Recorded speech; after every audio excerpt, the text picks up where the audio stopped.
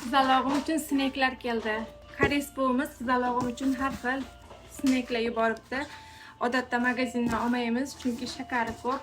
Faqat iloji boricha shakarsiz bo'lgan meva pechenelardan berishga harakat qilaman. Faqat bularning hammasi guruch uni bilan mevadan tayyorlangan. Tarkibida shakar yo'q. Bananli, ham probiotiklik ekan. Qizim rosa yaxshi ko'radi. Hali shakarga o'rganmagani uchun shirin bo'lmasa ham yeydi. Bu keyingisi baby cookdan ekan. Yogurt hamda sirli ekan. Qovunli, bananli. Bunisi nima ekan? Bu quritilgan mevalar ekan. Quritilgan klubnika, olma. Bu mana bunaqa.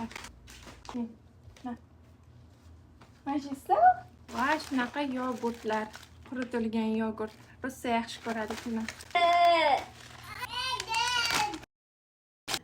Bolajoningizga qanday qo'shimcha sneklar berasiz? Kommentariyada bo'lishib keting siz ham.